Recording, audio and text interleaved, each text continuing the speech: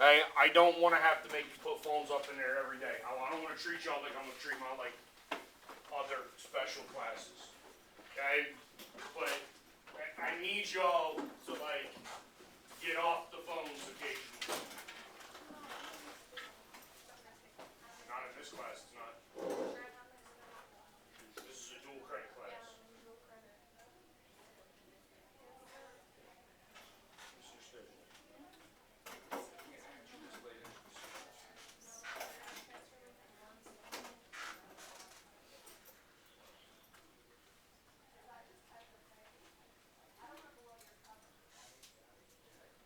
All right, have a seat. That's not going to work. Lone Star won't allow it. Sitting where you want. No, I don't know sense. There's schedule.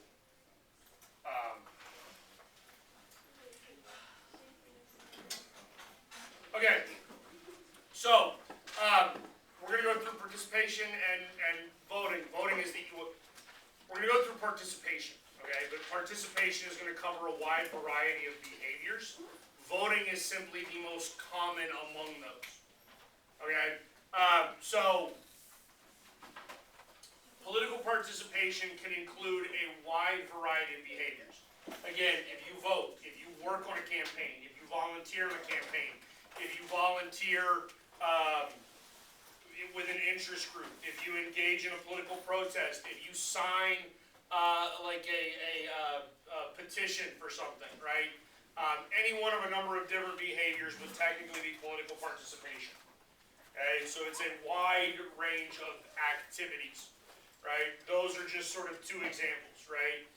So on the left you have the, I forget what they called it now, but it was the Women's March after the election of Donald Trump. On the right you have people operating or exercising their First Amendment right, of protest or freedom of speech.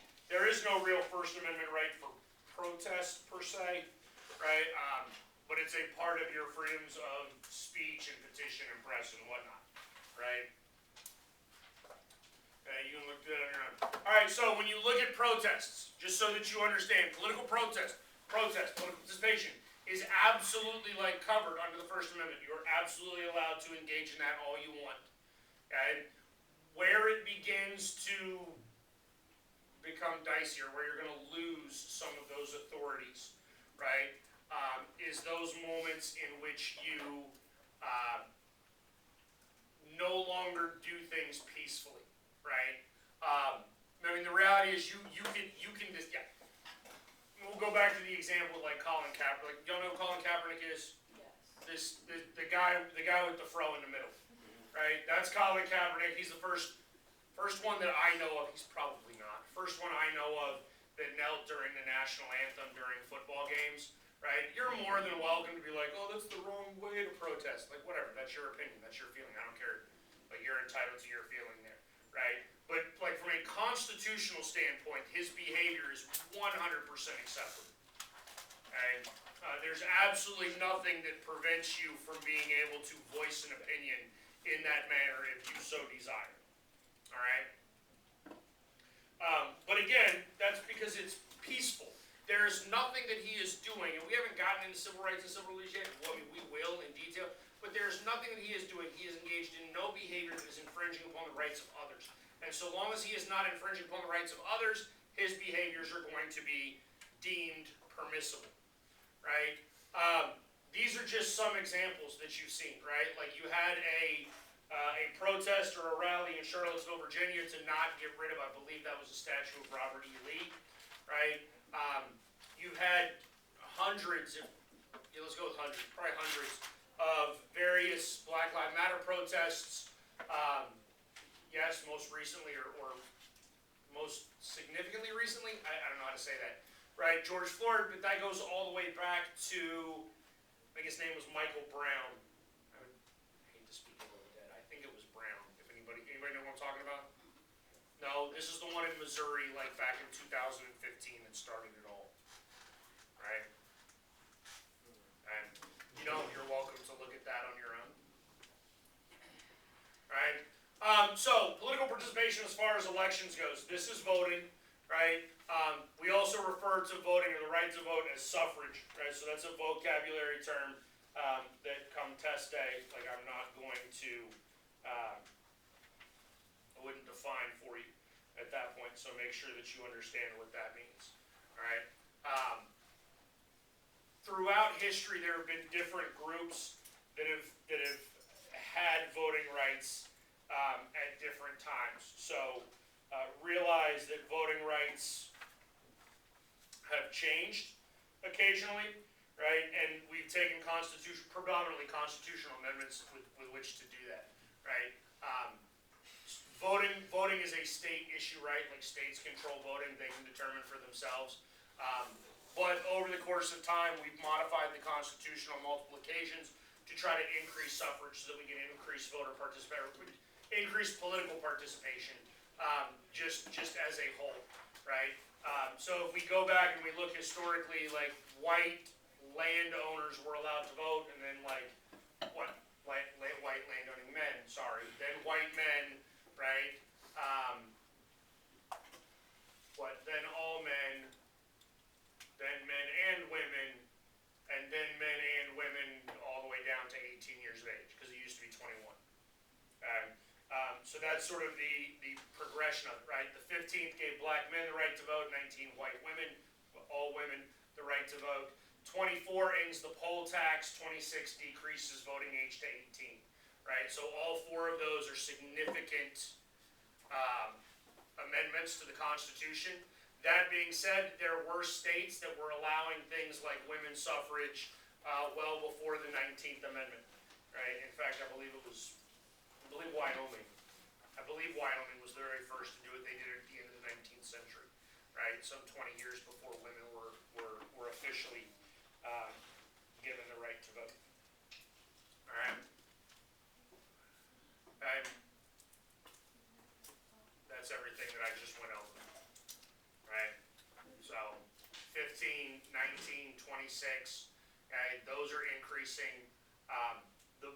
Again, this goes back to part of what we were talking about yesterday, VAP versus VEP. Remember that? Right? What we're increasing now is the voting eligible population. All right? This brings us to the concept of voter turnout, which again we hinted at yesterday because we were talking about polling and election results for Trump v. Clinton. Okay, but voter turnout is actually measured as the percentage of eligible individuals who go and actually cast a vote, right? So when we look at the 2020 presidential election, voter turnout was like 2/3, right? It was 66, it rounds up to 67%, 66 point something. That's actually really good for us. That's great for America. That is significantly higher than what we have had historically. That's even higher than our voter turnout in 2008 when Barack Obama ran. And we had historically high voter turnout in 2008, in large part, I think, because of the historical nature of having a black candidate on a major ticket, right? But this is presidential elections. Our voter turnout in midterm elections is still relatively low, right? We'll talk about some of the different factors that basically says like who shows up as we go through this. 2018 midterms, right? So again, there's a significant difference between midterm elections and presidential elections, right? A lot of people show up to vote on presidential elections every 4 years. A lot of Americans have that poor misconception that that's when voting takes place, right? That would not be true. Instead, we have multiple elections every single year. So what we find is in these midterm elections, when just the House of Representatives is up for re-election, sometimes a senator within your state, but not the president, we have significantly lower voter turnout, and then that lower voter turnout skews lower toward younger ages, right? When you look at participation, older people are generally less, or younger people, let's say it this way, younger people are generally more apathetic, right? They don't feel that the government is necessarily as responsive to their wants or needs, and they don't feel as comfortable casting votes, right? But again, over the course of time here, our voter turnout in the last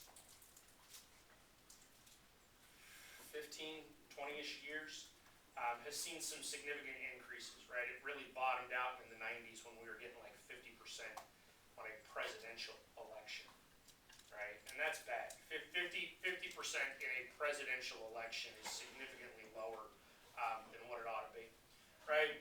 So this graph, which again you may see on the test, is really just looking at the difference, right? So that red line on top is presidential elections and voter turnout historically. The line on the bottom is the midterms. There's always going to be that gap, but you will notice at the end there we're skewing significantly in the positive direction, right? Again, just to put this into perspective for you, in 2020, right, we looked at the numbers yesterday. Do we remember, was it 168 million? Does that sound right? Does that sound right, like for the number of people who voted?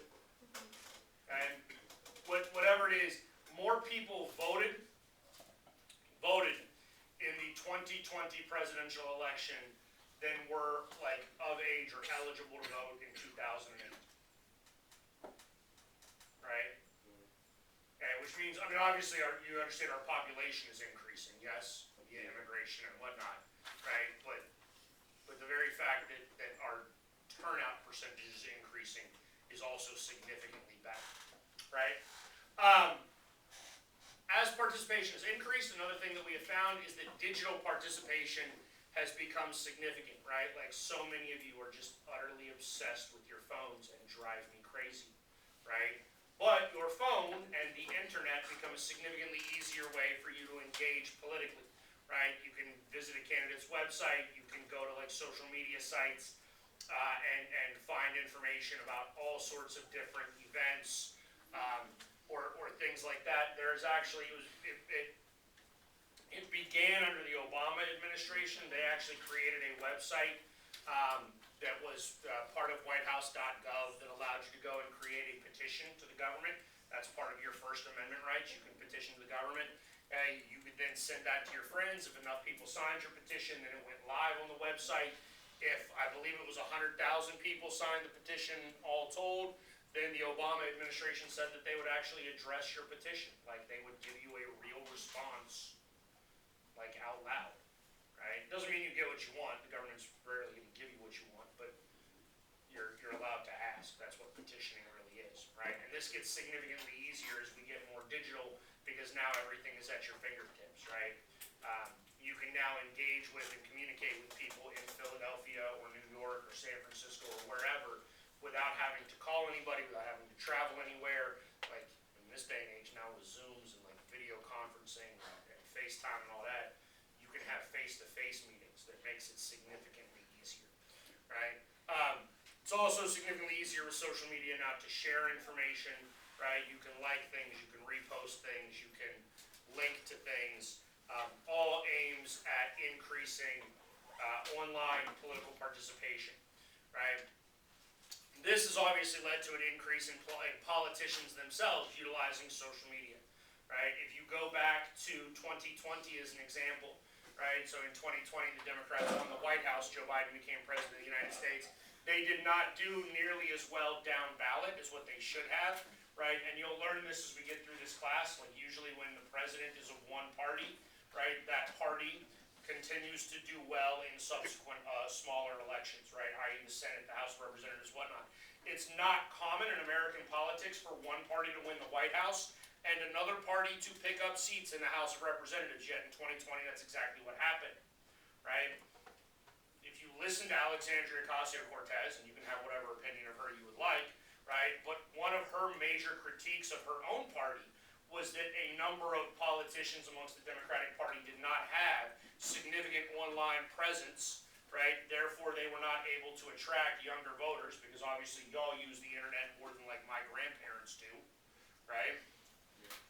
And so that lack of a digital platform for the politicians is what ultimately hurt Democrats during the 2020 election cycle, right? I think she's probably accurate. I mean, if you just want my personal opinion, I would argue that they probably, I think all politicians are probably not utilizing social media enough, maybe with the exception of Donald Trump, who uses it too much, right?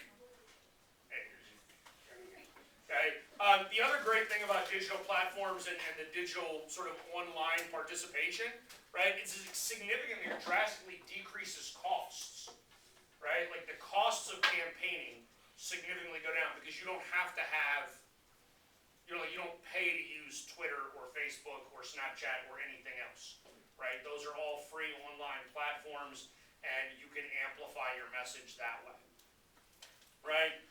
So now we get sort of like a blending of online and offline, right? People are engaged in both, more engaged online than they are offline. There is a hope amongst political scientists, and I mean it's just a hope at this point. We have not seen enough data to prove there's a correlation, right? But our hope is that the increases in digital participation, specifically amongst the younger generations, are going to lead to or increase the actual participation in offline political participation, right? Like more people are going to go offline and actually volunteer and go to rallies and like in Iowa, for instance, they don't have primary elections, they have caucuses that requires for you to actually show up for a significant amount of time and like engage with other people, which is sometimes terrifying for your generation, right? So we're hoping, right? There's some evidence that might be true, but there's not enough evidence yet to make a true correlation to it, right? We have seen more people though giving, because it's a little bit easier to, and people are getting like small sums of money. If you go back to 2016, Bernie Sanders during the primary process loved to run around and tell anybody who would listen about how he averaged or how he had over I think he said 100 million donors, 10 million donors, I forget the number of donors, but it averaged out at like $4. Like people were not giving him a lot of money, but a lot of people were giving him a little money, right? Which does increase the number of people that are actually participating. All right. Again, significantly easier. We'll get to this again when we get to media as well, right? But we essentially have a never-ending cycle of things, right? Which is also part of the reason why y'all are just addicted to your phones now, because you don't want to miss something, right? And everything is occurring at such a rapid speed, right? That the minute you put your phone down and you cease to engage with something, then it stops. Like your knowledge of it stops, but it doesn't stop, and therefore you you feel like you're going to miss out on things, right? So people are more engaged in that reason, and then as they sort of go down rabbit holes, sort of with the terrible attention span people have as a result of all of this, right? That leads to more what we sort of refer to as accidental mobilization, where you're ending up like looking at things, researching things, like on websites for politicians that you may not have sort of actively sought out on your own, but you went from A to B to C to D, and all of a sudden you're there. All right. Politics is this shouldn't shock anybody, is absolutely becoming more expressive. And I'm going to be honest with you, this is actually, I think we've reached a tipping point on this. I was totally here for more expressive politics until it really started to get nasty. And when I say nasty, I mean like real nasty. Like I need you to understand there were all kinds of people running around in 2010 or whatnot that were saying negative things about Barack Obama, or even making comments like he's not my president. There were people making the same comments 5-10 years earlier about George Bush, right? People making all sorts of negative comments about George Bush. It's really, really gotten nasty, probably as a result of Donald Trump, right? And that, I mean, that's detrimental to the general sort of discourse, because at this point, there's not discourse, right? And this is actually one of the negatives of digital participation, which should be on the next slide. Yeah, so drawbacks, right? Number one drawback to digital participation, right? We talked about this. Wait, did we talk about confirmation bias already? Kevin? No?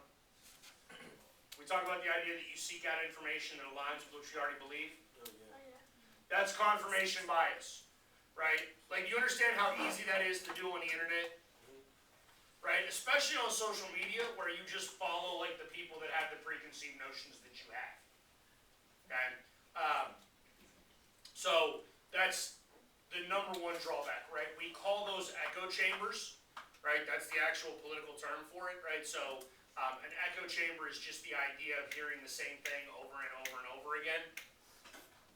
There's some of those psychological aspects that we talk about in this class, like that has a psychological impact on you as a person, okay? Because now you are being inundated with the exact same thing over and over and over and over again.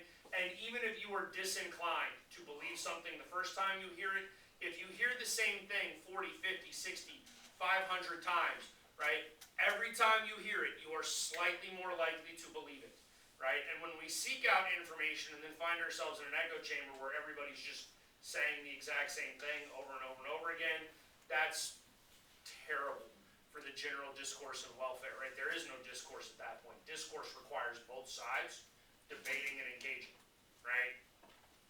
All right, so echo chambers and digital participation is then partly responsible for the increases that we have seen in polarization, right? Meaning people are going further and further away from the middle, and they're becoming more polarized either to an extreme liberal or extreme conservative position, right? Because that discourse that occurs in the middle, that marketplace of ideas, is being deteriorated. Because on some level, if you look at social media sites, whether it's Twitter or Facebook or whatever, right, those sites are so large that it's really impossible as a marketplace, and I could make a valid argument that that is the new marketplace of ideas, right? Like, that is where people go to exchange ideas. But if you have, and I don't know, I mean, like, if you have 60 million users on Twitter, and that's probably an underestimate, right? But if you've got 60 million people on Twitter, how many of those opinions and voices are you actually able to participate with or engage with? A very, very limited number, right? Okay? And so as you go and you begin to get into these echo chambers and you're hearing the same thing, following the same people that follow the same people, right? It becomes very circular.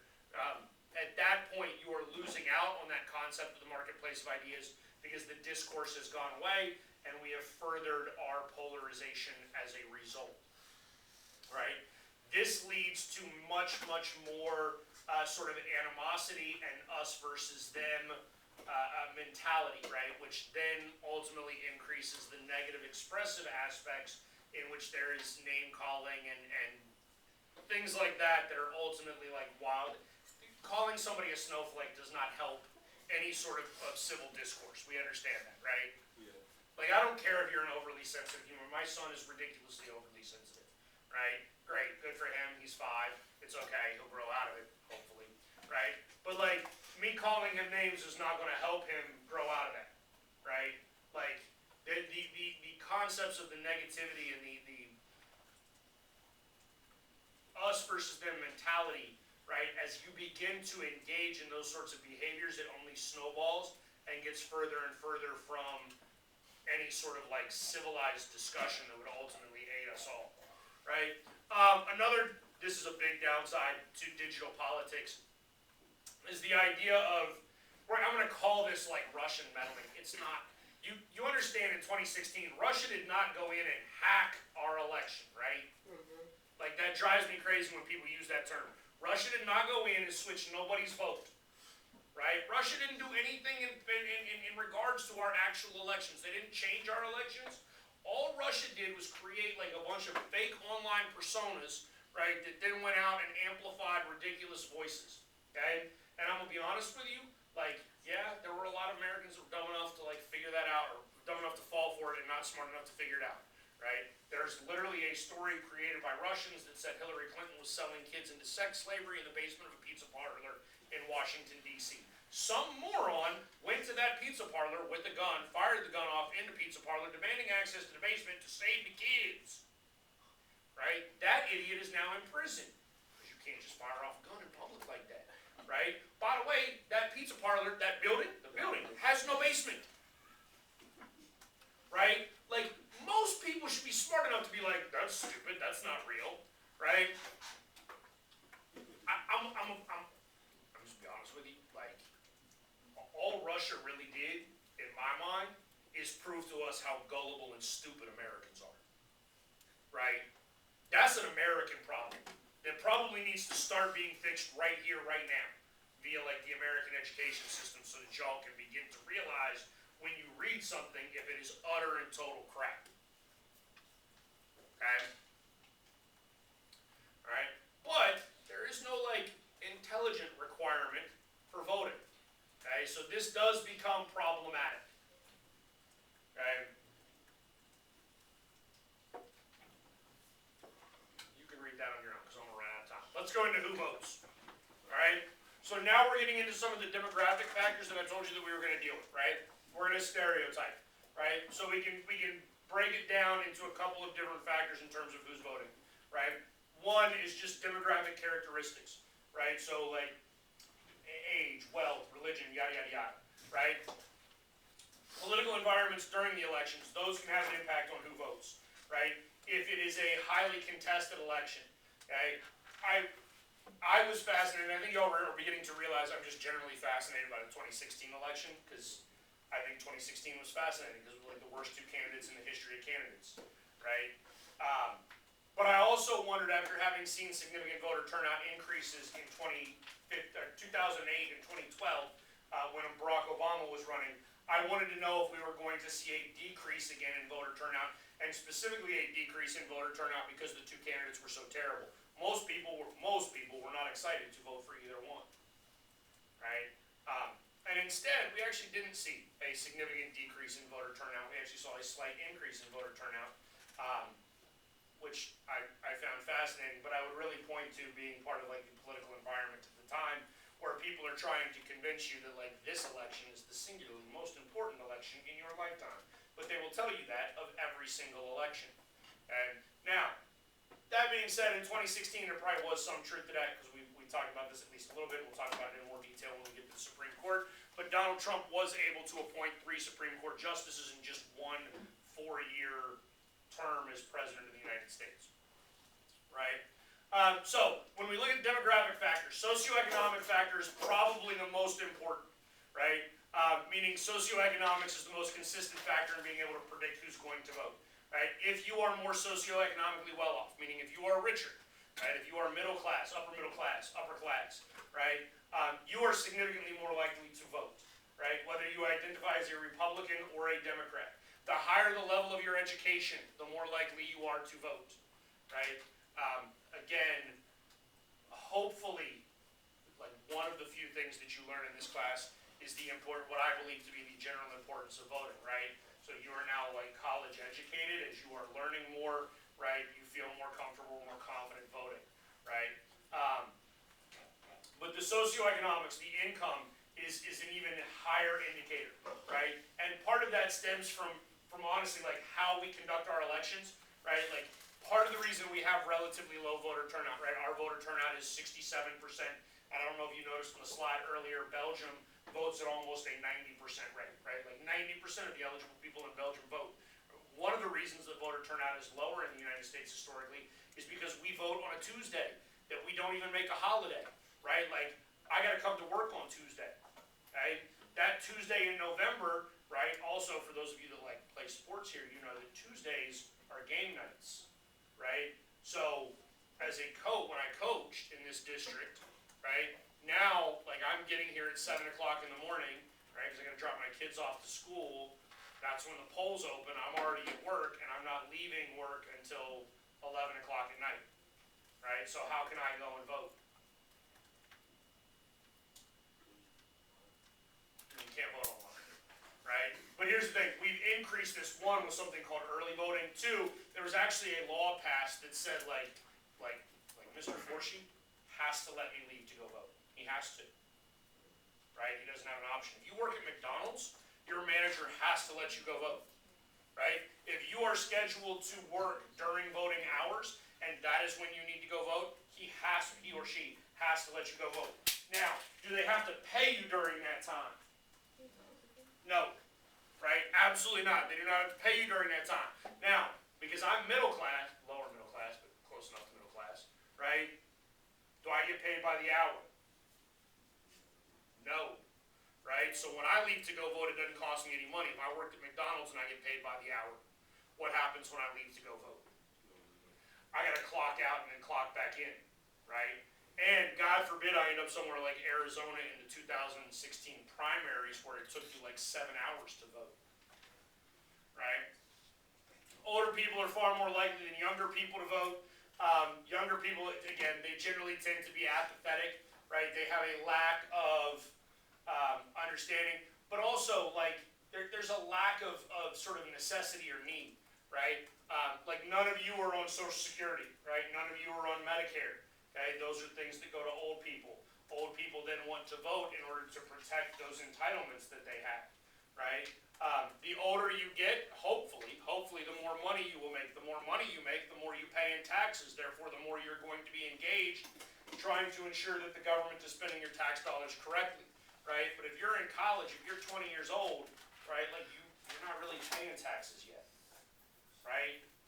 I mean, even if you have a job, you're going to pay so little in taxes based upon the amount of money that you're making that it's probably not quite as important, right? So what we've been doing now really since the 1990s, MTV was the one that really began this push in the 1990s because voter turnout was getting so bad, right? That's when we got down to almost 50%.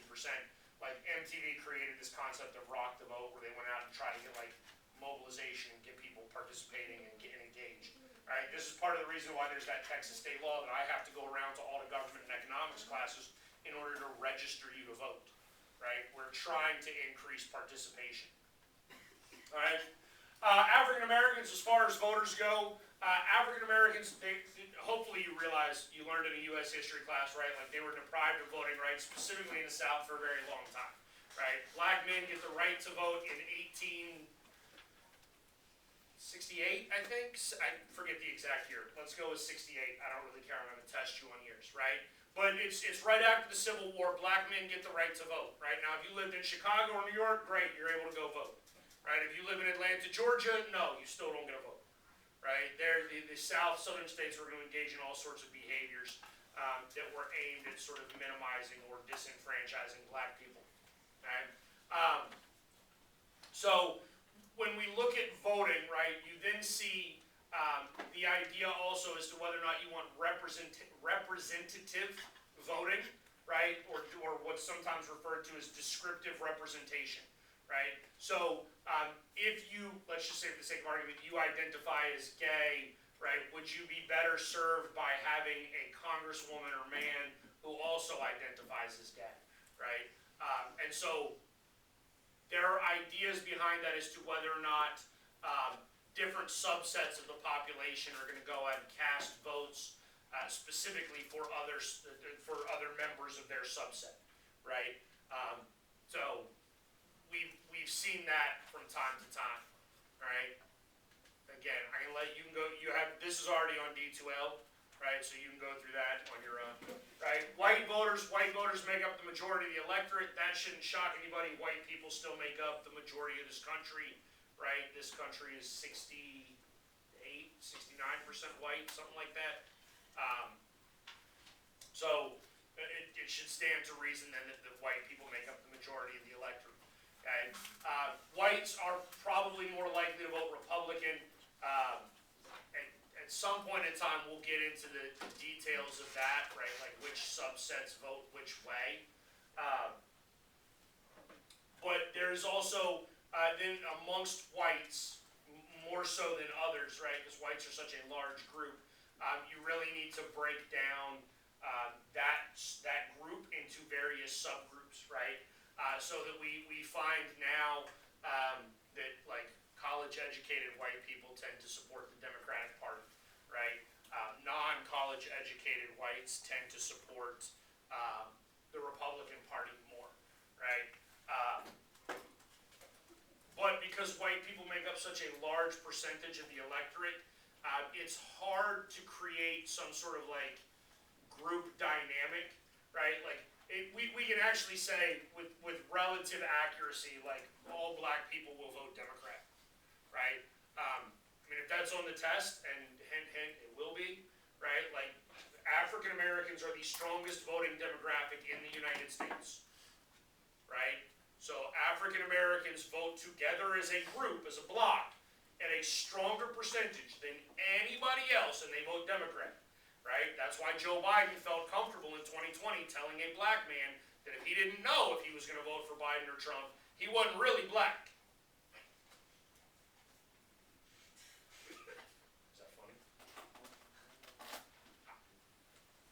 I mean, he said that, right? Like, because I'm gonna be honest with you. Like, I think Democrats, honestly, I think Democrats take it for granted, right? Democrats just assume that all black people will vote for them, and so they're like, well, we don't really have to do anything for black people then because they're gonna vote for us anyways, right? I mean, there's literally a guy on CNN named Van Jones. I forget his last name. Man's first name is Van, who basically made the same comment, right? Like a black political scientist on CNN who was like, the Democratic Party only cares about us once every 4 years. And then he openly admits to voting Democrat every time. I'm like, you just told me that the people only care about you like one day out of every 4 years, and you still support them, right?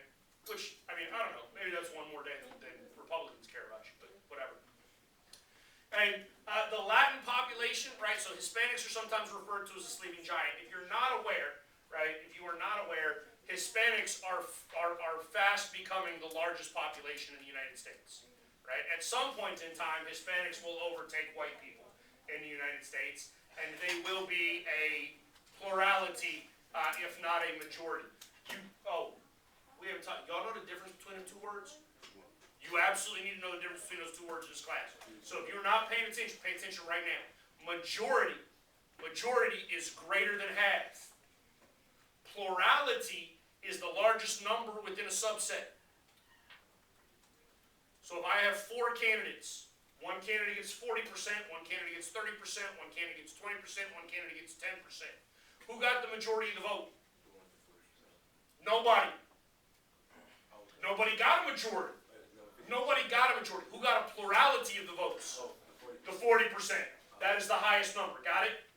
Okay? Sometimes when we talk about voting, we talk about elections, and I think it's actually in the next, I think it's Thursday? Friday. I think it's Friday, right? So, like in Georgia, for instance, Georgia does not allow for plurality elections, right? That means in Georgia, you want to win an election in Georgia, you have to have a majority.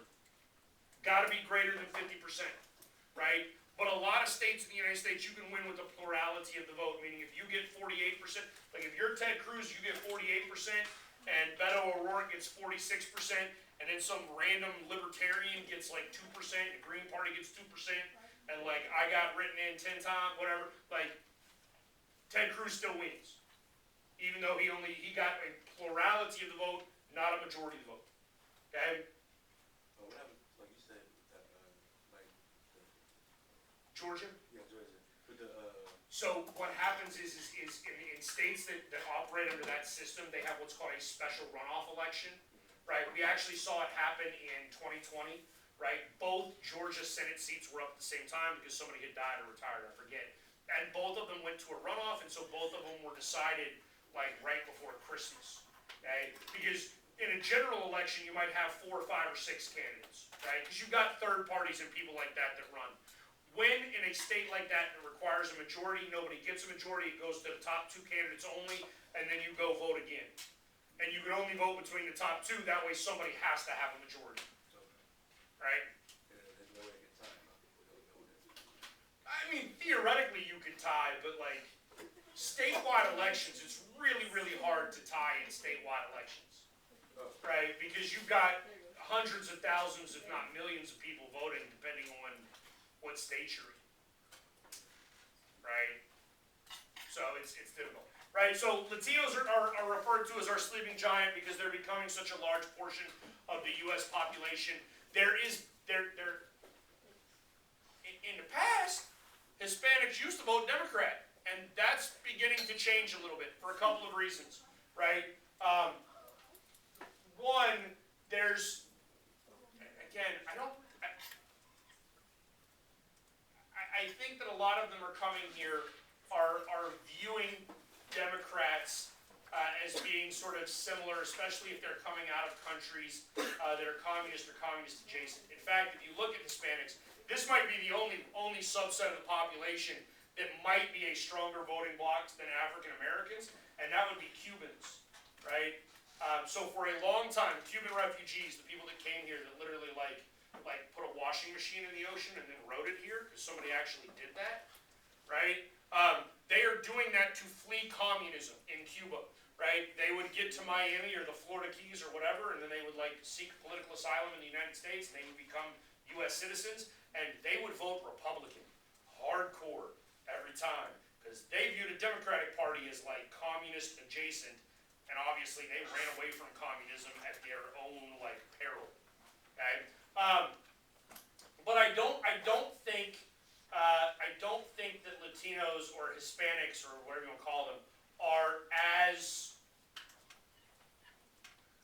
solidified a voting bloc as what some other political scientists believe, right?